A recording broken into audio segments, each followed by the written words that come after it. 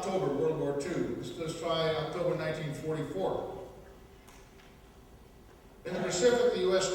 conducted air raids against Okinawa. Also, 14 B-29s based in the Marianas attacked Japanese base at Truk, big battle of Truk. The Battle of Leyte Gulf results in a decisive U.S. naval victory. And on October 25th, 1944, the first suicide kamikaze attacks against U.S. warships in the Leyte Gulf. By the end of the war, Japan will have sent an estimated 2,257 aircraft. Admiral Halsey said later, "It was the only weapon I feared in the war." On the other side of the world, in October, there's a massive battle at Aachen, Germany. You know, we hear about the Bulge, but what preceded getting to the Bulge is quite important. The Battle of Aachen took place between October 2nd and 21st, 1944, and it was considered a major battle and the first city on German soil to be captured by the Allies. It was one of the largest...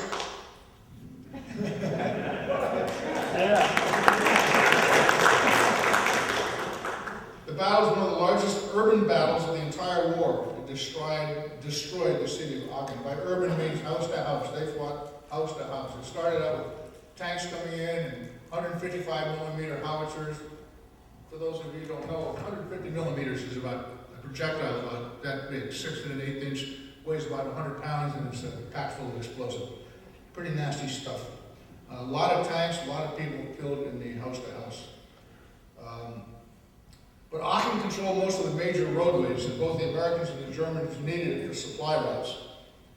It was also the historical capital of Charlemagne, founder of the First Reich, and the emperor of the Holy Roman Empire. Hence, Hitler declared the rule of the Nazis as the Third Reich. That's where we got that from. To strike a historic city was a strike against Nazi faith. Hitler was determined not to let Aachen fall to the Americans.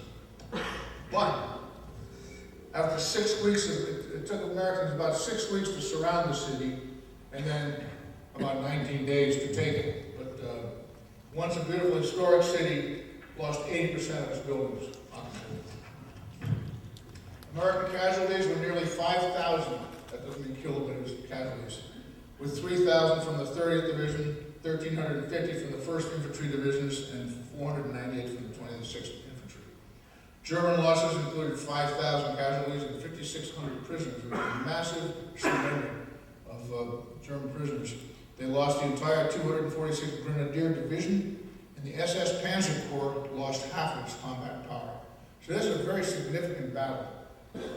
Because of the victory at Aachen, General Omar Bradley was able to move the 9th U.S. Army into the command that would then assist to the next bigger battle, the Battle of Hürtgen Forest, which of course preceded the Bulge.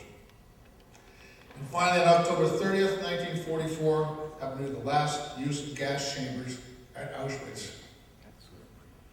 So, pretty busy month. Tonight's speaker, Ivan, will be introduced by Bob Watkins, who's sitting right here. Did you find Ivan? Did you respond to this? You found him. So Bob, let us know who's here. Okay, thank you. Good evening. I'm actually filling in for Charlie Lloyd. So I'm doing double duty, not only selling books in the back, but introducing our speaker. On the note of books, thank you so much for all the donations. Every book that you bring to us, we try to sell, and all the money goes into the Treasury to support the functions of the Central Pennsylvania World War II Roundtable. There is no truth to the rumor that I am padding my retirement. Cancun, no, I've been to Cancun and it wasn't all that great, so. Back in April, a friend of mine who I knew, Kirk and I both worked for Bethlehem Steel for many years.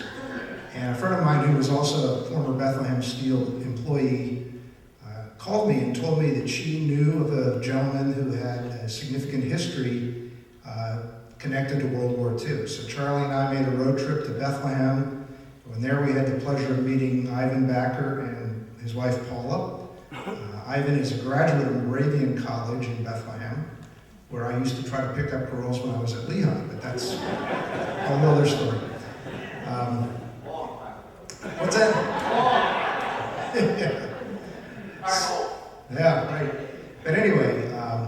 we had the opportunity to meet Ivan and Paula that night. We spoke to them, had a really nice dinner, and we invited Ivan to join us, and he was able to come to us this evening. He and Paula are down from Hartford, Connecticut, so it's a fairly long road trip for them. I warned them about the traffic from the car show, but they made it here in spite of the traffic. So please give a warm Central Pennsylvania welcome to Ivan Backer.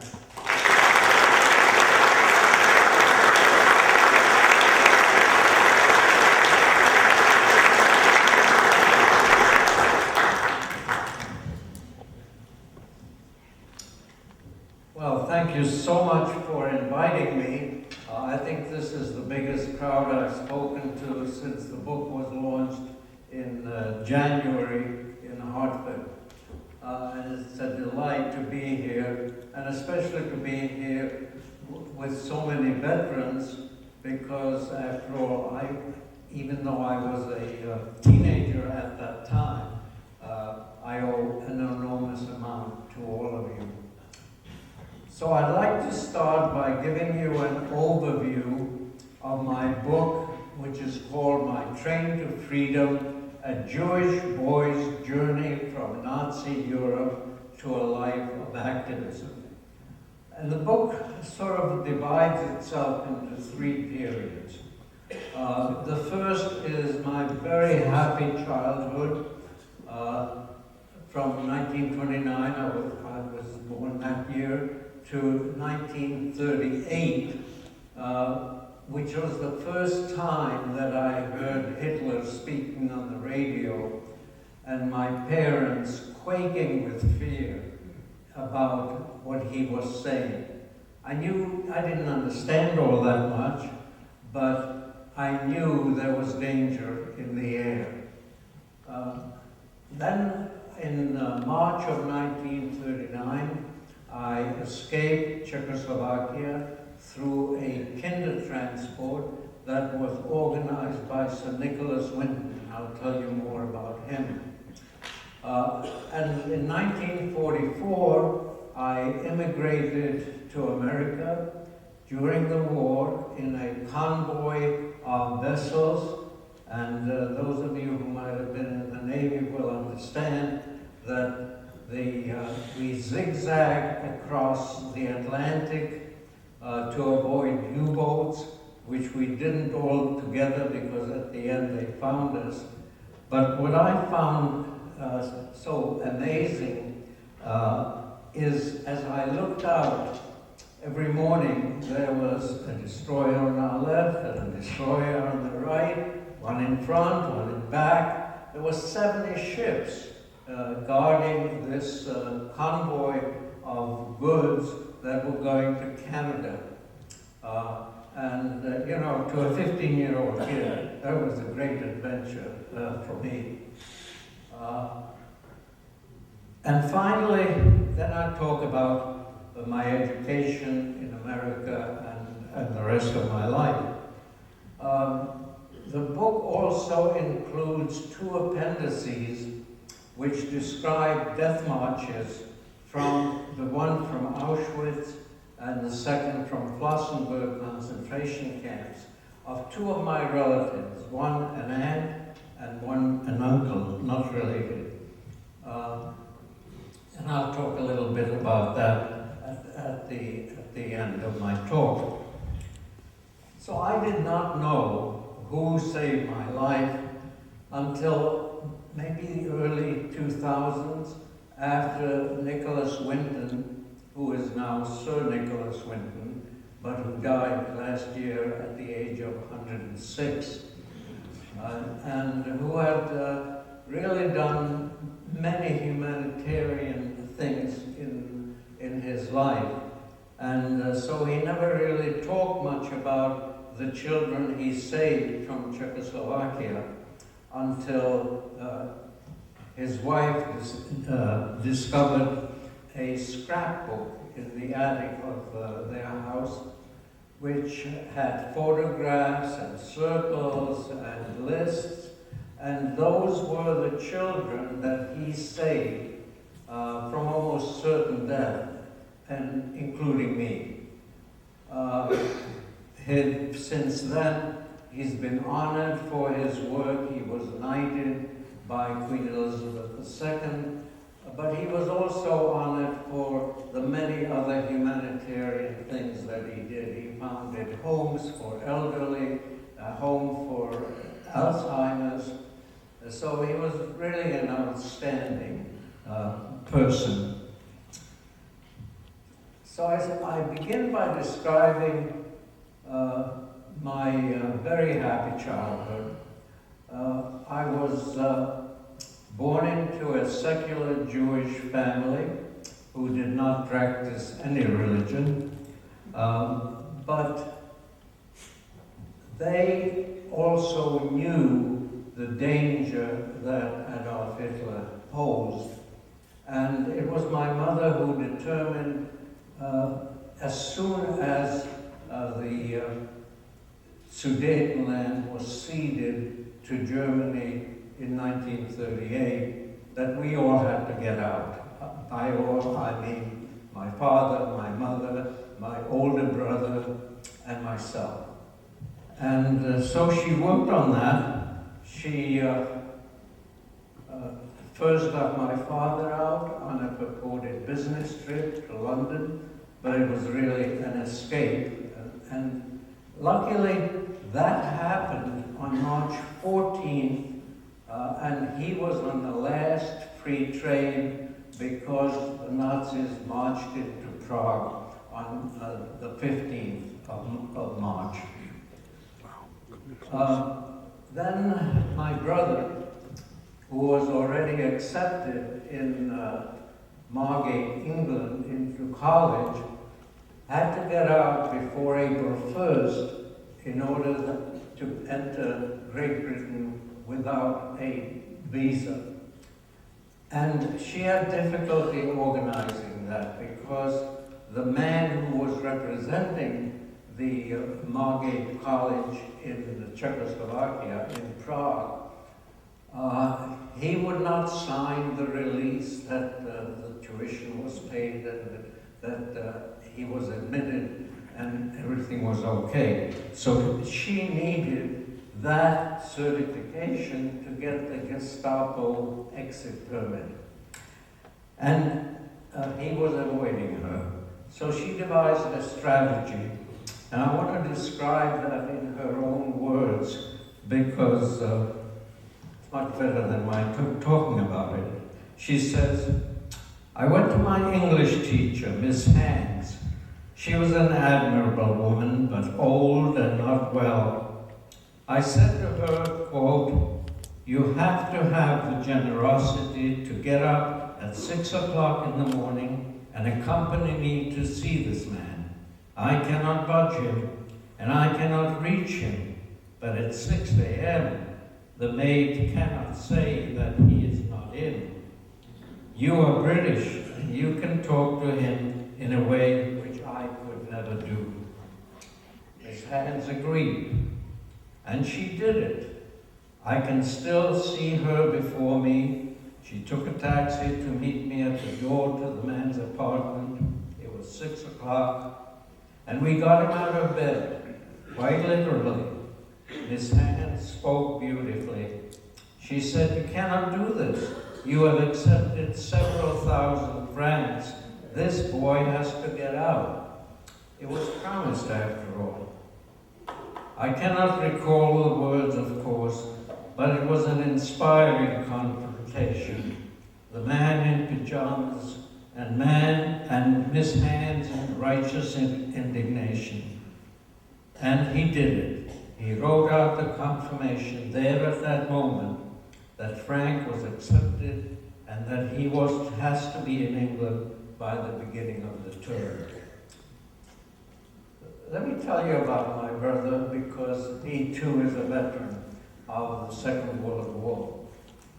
He, as soon as war broke out, this is in September of 1939 because we were living in England, he volunteered for the army.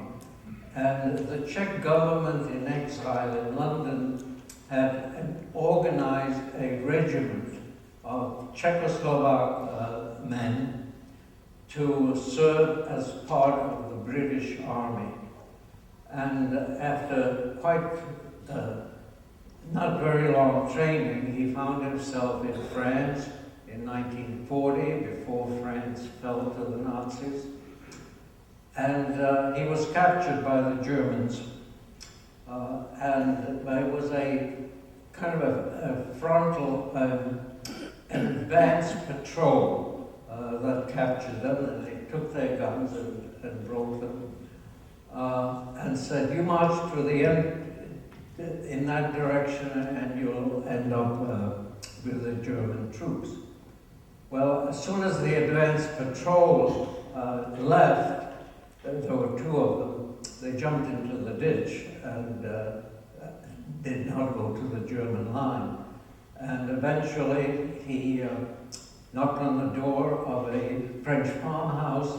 He spoke French pretty well, and they lent him civilian clothes, and he rejoined his regiment, for which he got a medal from the French army, because at that time the regiment was affiliated with the French troops. And he was in France again after D-Day. Their assignment at that time was to surround the city of Dunkirk, where there are about 15,000 Germans who were trapped, and that lasted till the end of the war, when they all obviously had to surrender.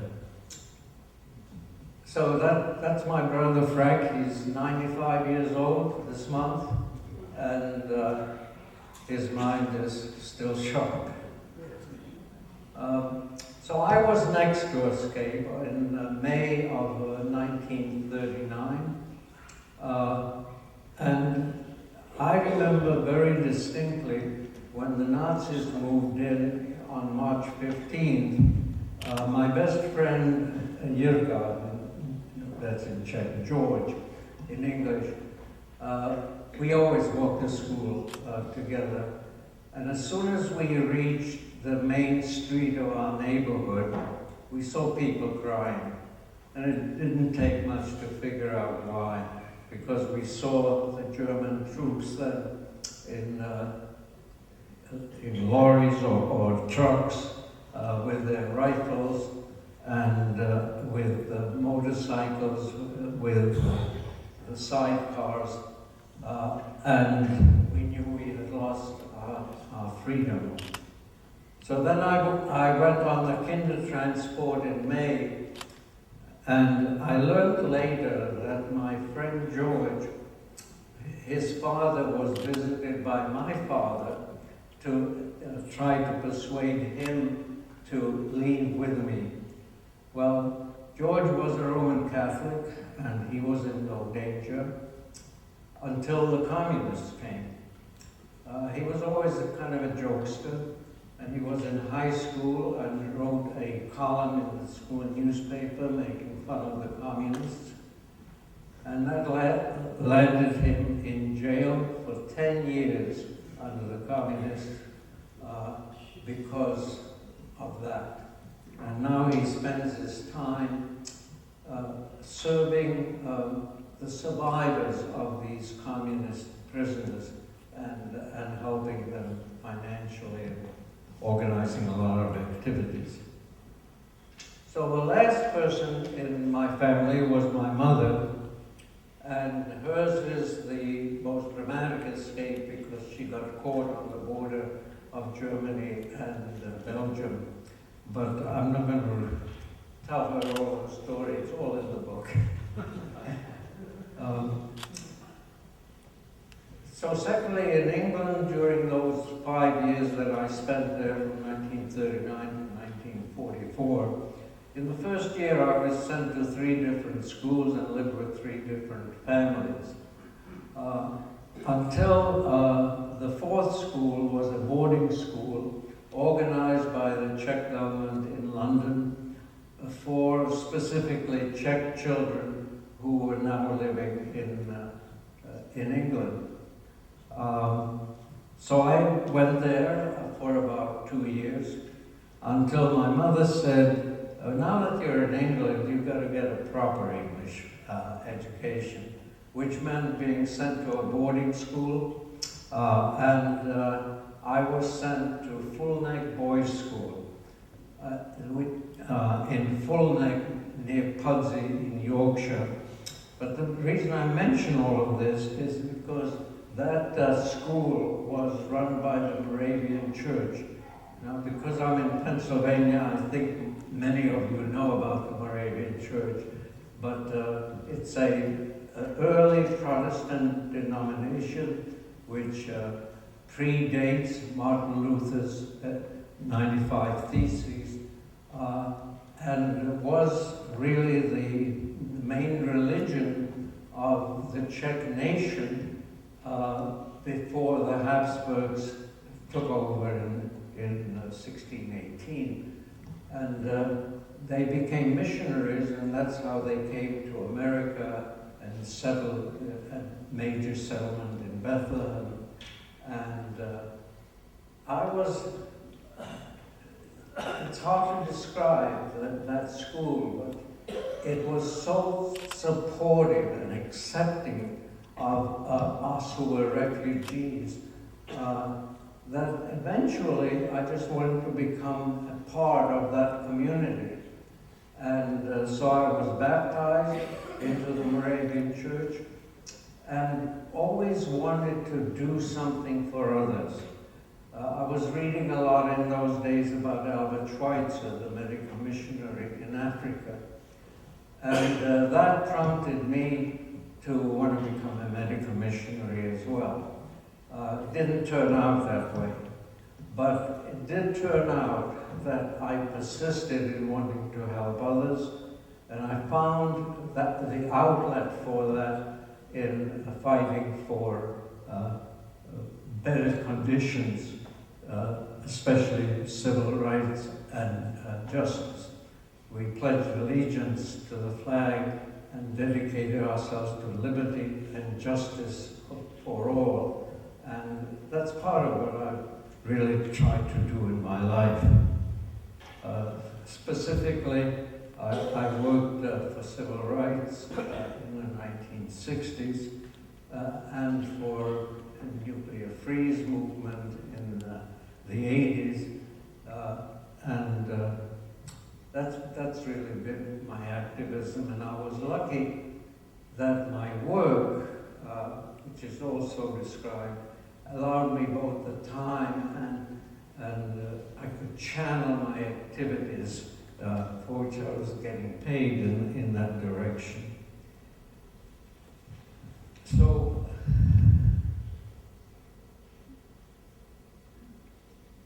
I've had many exciting opportunities since this book was published in January of this year.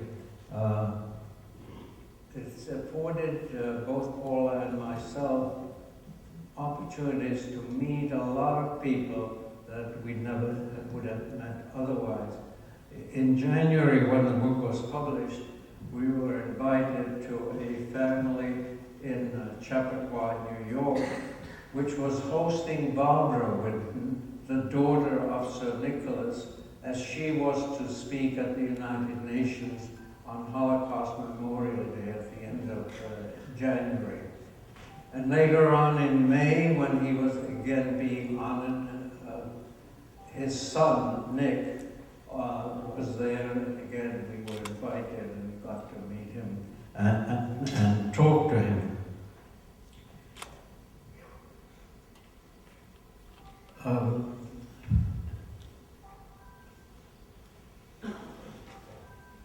People often ask me, or rather, I should say, I ask myself, why was I spared a Holocaust? Why, when so many thousands and more people perished, was I spared? Was there a purpose? Why? And I was in graduate school when this all came to a head.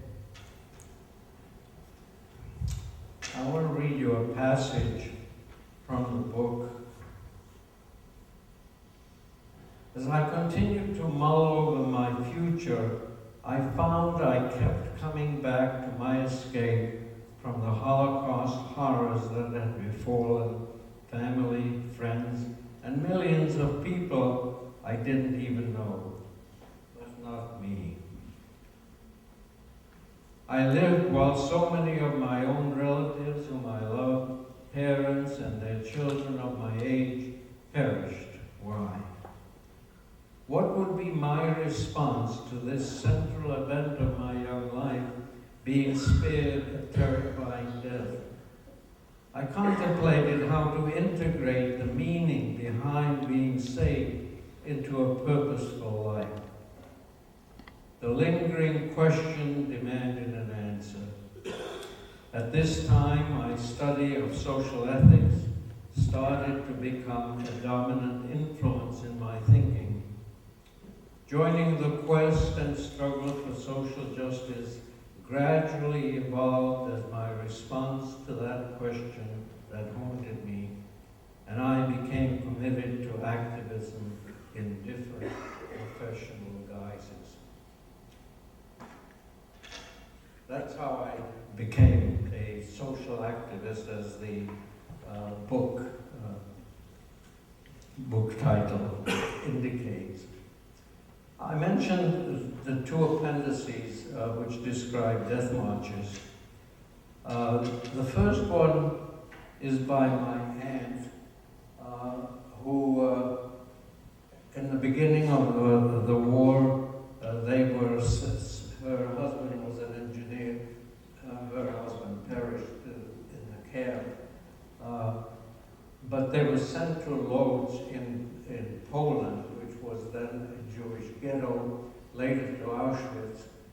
And as many of you, I think, know, there were death marches organized from the concentration camps as the Russians advanced in the east and the Americans advanced in the west. Lizelot was on one of those death marches, but she never talked about it. She was a survivor. She spent 6 months in Sweden, recouping from almost immediate death when the Bergen-Belsen concentration camp was liberated. And she was such a magnetic figure that our family, which is scattered throughout the world, South Africa, South America, Canada, and the US, whenever anybody came to New York, there was almost a mandatory stop to see Lizelot. But she never talked about it until my cousin Paul and I just insisted that we have a written recollection. And she agreed, finally. No tape recorder, I'll just talk to you. And when she had finished, this is what I noted.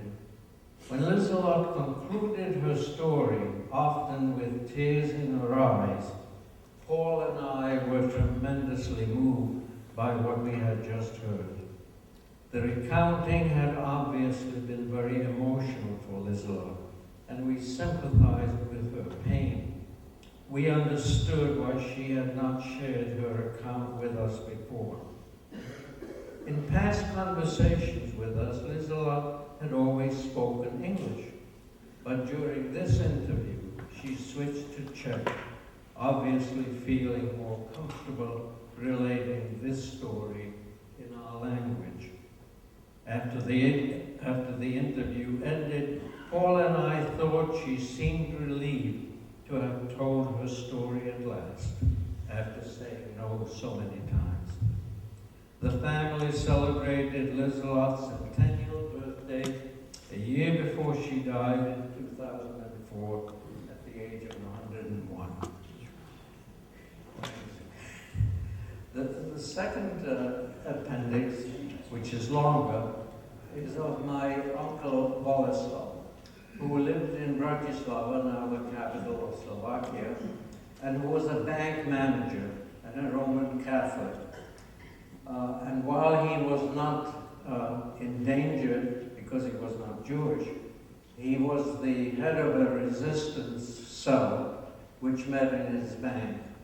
And by mistake, they introduced a communist spy, and he was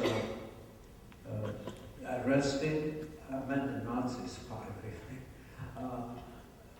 He was arrested and imprisoned and sent to the Flossenburg concentration camp.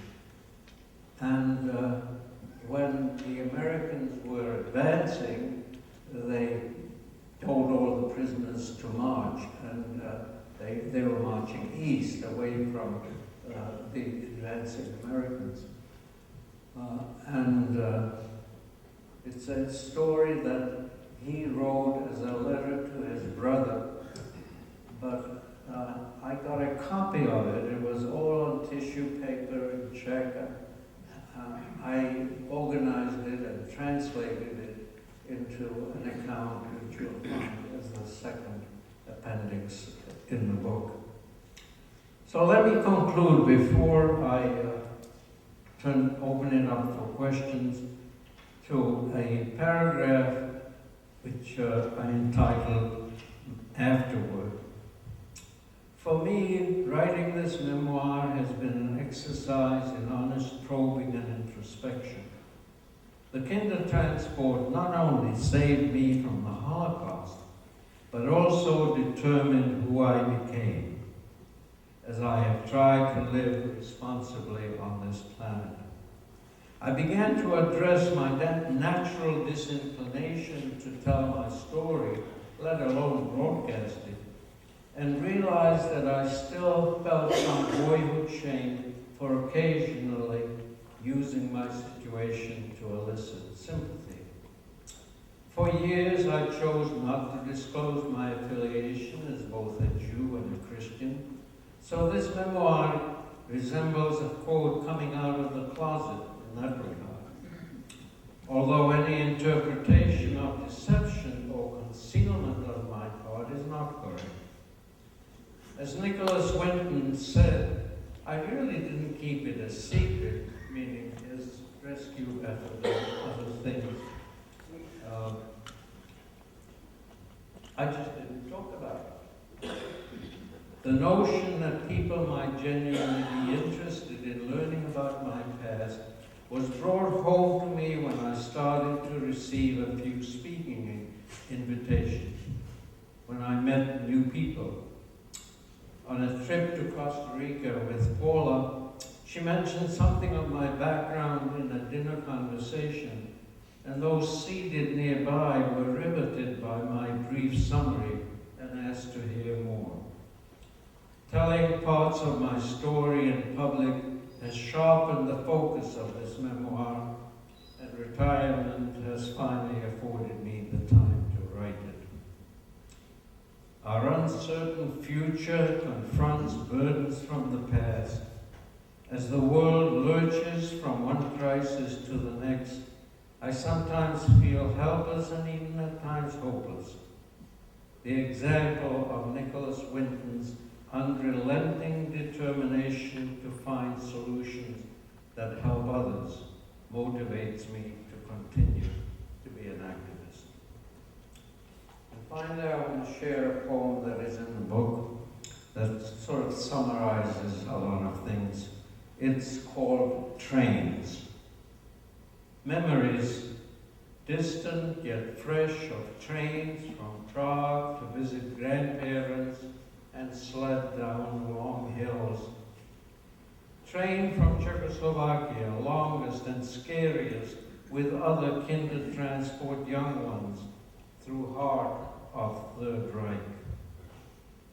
Arrived Liverpool station, happy seeing my father, but foster family, Orthodox Jews, strange to me. War erupts, another train. London school children evacuated to Midlands for safety, a new family home. Attending 2 boarding schools, one Czech, the other English, longer train rides ensue, bring sense of independence. Wartime voyage across Atlantic, convoy zigzags, 2 perilous weeks, thrills me, exciting adventure. Land in Canada, overnight train to Montreal, enter United States, arrive Grand Central Station, discover world's largest city. Till now, each train met by someone known or unfamiliar. Next train to college, to Moravian College. No one waits, now completely on my own. Station in Pennsylvania recalls earlier station 5 years before, nervous and scared until seeing father and new family. Years later, the Shoah film. Holocaust victims sardined in cattle cars destined for gas chambers recalled my escape. Trains brought death to some, for me life, saved from extinction. The question haunts me still, why was I spared? No explanation, blind chance or hidden design, no answer satisfies. I am forever grateful. I strive for life of justice, struggle for social justice, answers my search for meaning, becomes my North Star.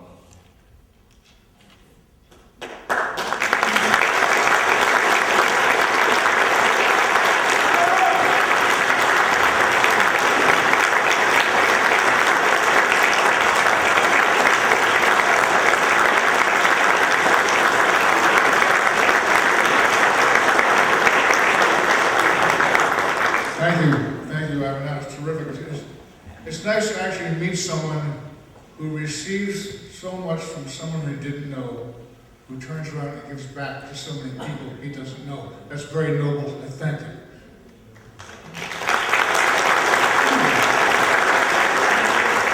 Now, before we get to the questions, and I'm sure there'll be some, I have one, but speaking of giving, we always give our speakers something. And I'm sure you'll regard this as one of the best things you've ever received. Probably. Okay.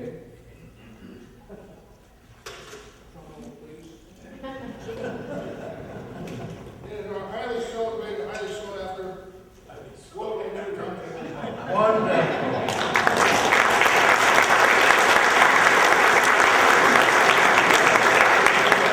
I will certainly treasure this. It's really great Now, Charlie memory. has some questions. I'd like to hear a little bit more about the kinder training itself. How many kinder? Okay. How did you feel? Okay. Actually, I forgot to read a part of what I was planning to read you. The kinder transport took 3 days from Prague to London. We left about 5 o'clock in the evening. By the way, the number of kids on each kinder transport varied. Mine had about 65 kids, and we were accompanied by 3 adults. We left Prague about 5 o'clock in the evening, and the train rode north and then through Germany all through the night. And I was not exactly afraid, but I was very aware that we were in the heart of what I call my mortal enemy. It was about 10 o'clock the next day when we arrived in Holland. And those of you who may have seen the film Nicky's Family, which describes this quite vividly and his role in it, were visibly relieved when we rode across the border from Germany to Holland. And in Holland we were welcomed by ladies in the traditional Dutch costume, and served hot chocolate, which was a treat, and then continued during the day. The train landed in Flushing, which is a port from which there was a ship that took us across the English Channel to a town in Kent. And then by noon we arrived in London, where we were all assembled in a big hall, and we each had numbers. My number was 1174, and when they called your number, you went forward and met your new family. I was lucky because I was one of the few children who had a relative there. My father was there, and that was tremendously reassuring to me. But I wanted to read to you, so I'll read it now. The scene at the railroad station when we left Prague. The station was swarming with German soldiers looking very stern and frightening to me. But what is etched most in my memory is the 60 of us children standing about with numbered tags hanging from our necks, surrounded by parents, grandparents, and other relatives who had come to see us off on the 4th scheduled kinder transport from Prague to England. Adults were crying, hugging, and kissing us, fearing they would never see their children again. Some children, particularly the older ones, were trying to wiggle out of the embraces that held them too tightly. Both young and old found it difficult to say goodbye. My mother and aunt were there to see me off, but our farewells lacked the visible emotion as so many around us. My mother was stoic, as she had accepted weeks ago that sending me to England was assuring my survival. I myself looked forward with excitement to the trip, as I had been told my father would be waiting for me at my final destination in London. I want to read to you another part of this account, which I don't read very often. I learned later that my leaving was quite difficult for my mother. Not only was she parting with her 10-year-old son, perhaps never to see him again, but she had to endure the rebukes of her sister-in-law, my Aunt Malva, who upbraided her vehemently. Quote, "You're out of your mind sending the boy off. You realize that what you're doing is terrible." This incident really illustrates the two different points of view among Jews in Prague about the threat that Hitler posed after Czechoslovakia was occupied. Some were certain that we must leave the country as soon as possible, by whatever means possible. But others thought that it would blow over, and cautioned calm, that things won't be so bad. Though Mother too must have felt some conflict, and she certainly worried, she was resolute and would not be deterred. She had become convinced that she was saving me from almost certain death, the tragic fate that befell Aunt Malva's two children. Both of them were older than me. But it illustrates the difficulty that people have with dealing with this reality of being occupied. And I must say that from my experience, it was usually the women who insisted on sending their children off, while the men more or less wanted to believe that it wouldn't, that it would blow over, as I said. And I feel that's very telling. Questions? Sure. Jerry Figmans. What happened to your parents? Were they lost They both luckily survived. Yeah, we all had escaped. Hang on a second.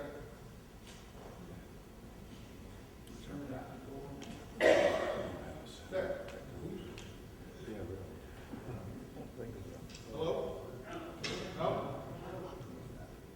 Give me a minute. Give me twice at once. Hello. Okay, next. Where's your brother living now? He's in Sandy Spring, Maryland, outside of Washington, in a retirement community which is run by the Quakers, and which is really nice. Thank you for coming, sir. I actually have two questions, if you'll permit me. Sure. The first question is, how much common knowledge in spring of 1939 did your family and the Czechoslovakians have of Auschwitz and what was going on there? Well, Auschwitz wasn't organized until, I think, the early 40s. I'm not sure about that, but we did not know about Auschwitz at that time. My second question is, when your family all went to England and you got out of Czechoslovakia, you obviously had to deal with another German possible invasion during the Battle of Britain. Do you have any memories of that and any thoughts on that? Well, the first place the Czech school was organized, I mentioned, was right outside of London in the fall of 1940. And that was the height of the Blitz. And every night we heard the German planes coming over and bombing London, as they did in their attempt to obliterate it. So we were very aware of what was going on. That fall, the British government requisitioned the building that we were using, so we had a 2 months holiday. Kids enjoy. Until they located a big farmhouse, I mean, really big, and that accommodated us, and we went there. So we weren't as aware at that point of the bombing and what was going on during the Battle for Britain, for instance. Again, thank you for coming this evening and sharing your experiences with us. My question is, you had mentioned that at the train station, the German soldiers were looking so stern. Now, you had your written permission to leave. What was the excuse of the other 60-plus young people? How did they get out? Well, we all had permission. That was arranged by Sir Nicholas Winton. And I don't know how he did it.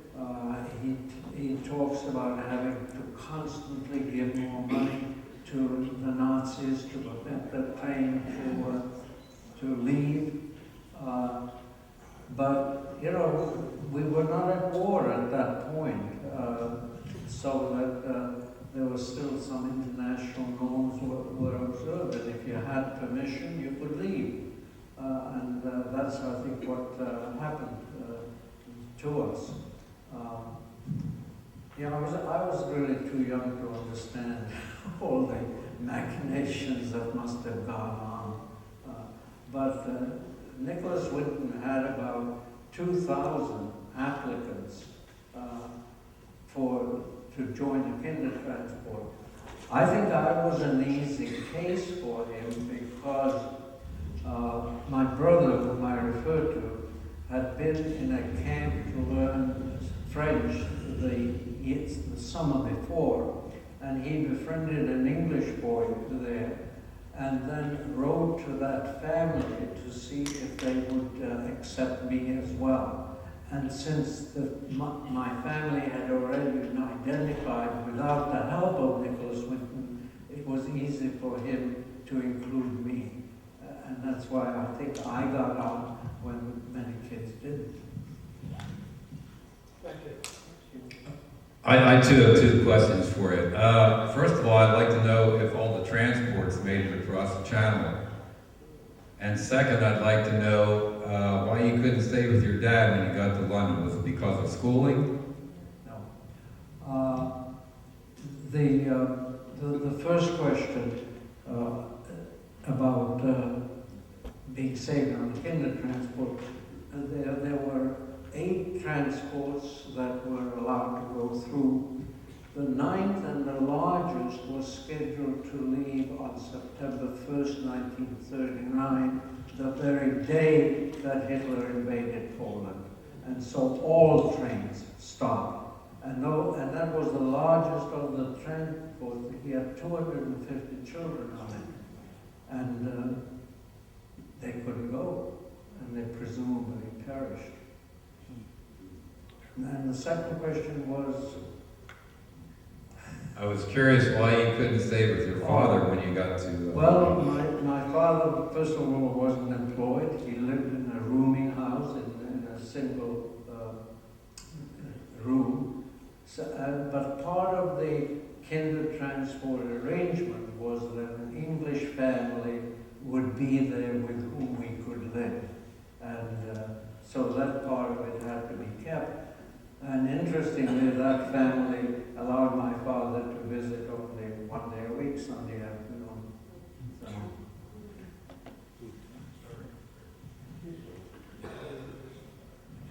Hello, thank you very much for coming as well. I have a question. The children, should we assume that they were all Jewish children? And if that was the case, did all of the Jewish children then become, a Christian, or have you ever been in touch with any of the immediate group that you traveled with to know that? Most of the children were Jewish, but certainly not all. I mean, he did not discriminate at all. And many of the families in England that took us in were not Jewish. The Jewish children went to live with them also. There's an interesting story that Nicholas Winton tells of a group of rabbis from London who went to visit him and said, we understand that some of the Jewish children are being placed in Christian homes, and that cannot be. And his answer was, well, if you prefer a dead Jew in Czechoslovakia to a live one here, that's your problem. Yes, exactly. Sir? Yes. How long was it from the time your father left, and then your brother, and then you, and then your mother? Mid-May of 1939. And my mother stayed in Prague till the end of August of 1939, and then made it to England the day that England declared war on Germany. But we never gathered as a family again until we came to New York, because as I indicated, my brother joined the army. And then what I didn't say is that he stayed in Europe after the war for 2 years, helping with the reconstruction. And his main assignment was to guide convoys from Le Havre, France, the port, to Prague. In a way, it was very fortuitous for our family, because he became a person in Prague who could find out what happened to other parts of our family during the war. But we never, he came over in 1947. He entered college at Columbia University at the age of 26, which I really admired to start as a freshman at that age. But we never gathered as a family till New York. Yes. Oh, sorry. Speak loud. I lost you. Ivan, I don't know if you're aware of this or not, but last month there was a documentary with Tom Hanks as a narrator. There was another group. They were a Unitarian church in Czechoslovakia, in Prague, and a husband and wife went over there on 2 occasions, risking their life to get these children out. Now, those children, they showed a lot of them on planes out of Prague. So there was other avenues. They worked with them to get visas through the English embassy that was still allowed to operate there. Were you aware of that? I saw the documentary and I was never aware even of them, but there's certainly a heroic tale. At the end of it, he said there were only 6 Americans honored by the Israelis for aiding in the Holocaust. Yes. Of course, Schindler is another one that we've seen a film about.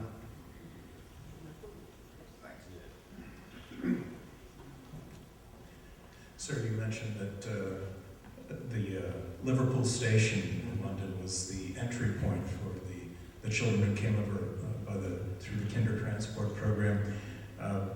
I had occasion, on numerous occasions over the last 10 years, to arrive in London at the Liverpool station, and I couldn't help but noticing on one of my visits there that there's a bronze statue erected just in front of the station, which captures in bronze your experience. I wondered if you were aware that it's there, and what your reaction was to it when you finally saw this very moving portion of your life memorialized in bronze. Yeah, this statue is shown in that film that I mentioned, Mickey's Family, which is the first time I had known about it, but it's a very moving statue.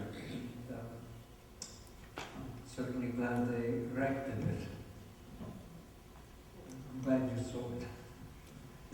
I guess you were a teenager when the war ended in September of '45. That young, I've talked to a lot of people, that when the A-bomb went off, they were kind of amazed. But was that science fiction to you as a young person, that a bomb could be that big? I was working at the time on a Canadian farm, which I did a couple of times as a teenager, and it was just sort of inconceivable to me that a whole city could be obliterated with one bomb. There was a lot of speculation, where is this going to lead? And unfortunately, it led to the arms race. But, it was so, I couldn't absorb it all, I guess is what I would say at the time. It took a long time to sink in and then to see the subsequent developments. Anybody else? Hand up here.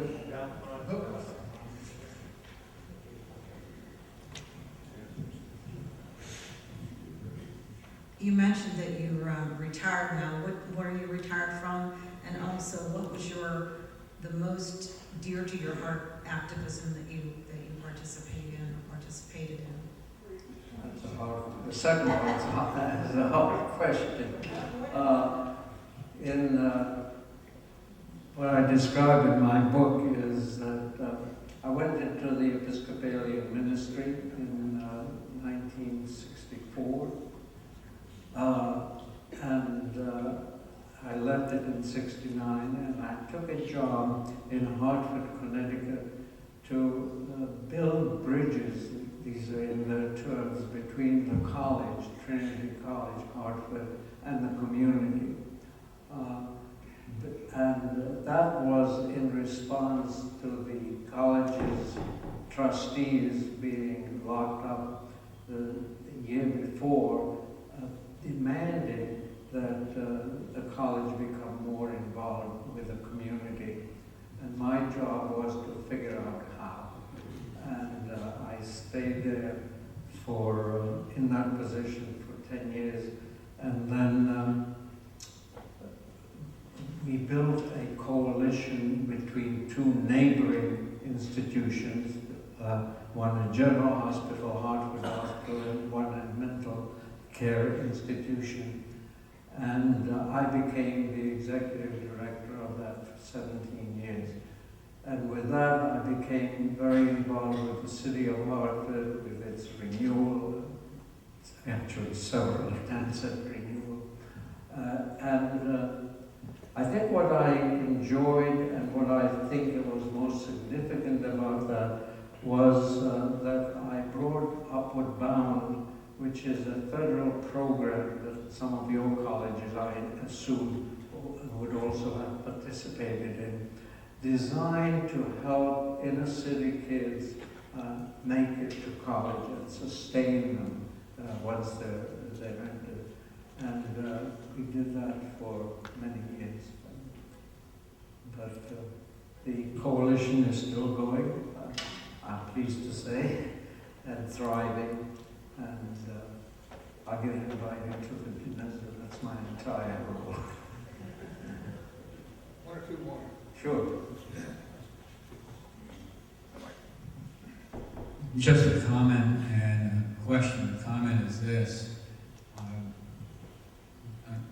I, like I imagine a goodly number of us, applaud your, not only your generosity in telling the story, but the courage to undertake the role of an activist, which sadly at times is a maligned and challenged role.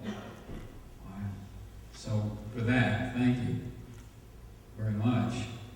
But you've been kind also enough to mention your mother repeatedly through your presentation tonight. Would you be so generous as to tell us her name? Her name was Alice. Her maiden name was Fleischer. She was born in a small town in the northwest part of Bohemia called Dorushka. And she never went to college. She went to a kind of a finishing school in Dresden. But her passion was art. She could spend 4 hours in a museum, which always wore me out, without slowing down. And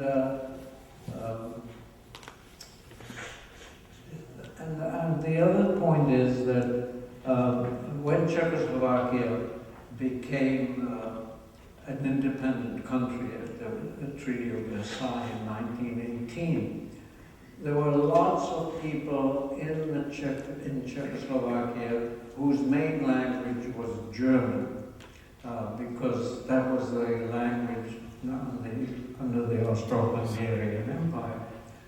And she found that there was a large market for giving private lessons in Czech to these German-speaking, now citizens of the country.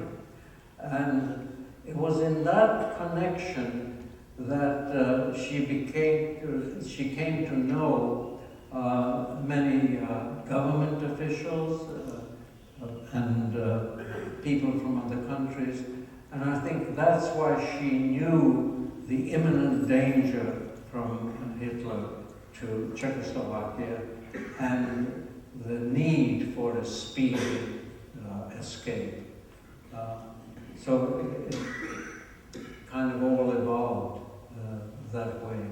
But in London, then she became a governess to a wealthy English family. And that was the third family I could go live with, which was great because they owned a lot of property, horses, chickens. I was immediately put in charge of the chickens until a fox broke in and slaughtered all my chickens, not all. It was terrible. And she did that for a couple of years, and then she went to work for the Czech government in exile in London, where she worked with Jan Masaryk, the foreign minister of Czechoslovakia, who you probably know the story of in 1948. he was defenestrated and killed. Thank you. You're Thank welcome. you.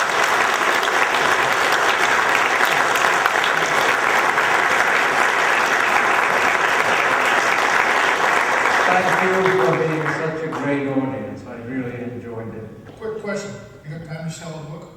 I got time to sell 7, which is all I have. Thank you all for coming, bring a friend next month, and have a great month. Take care.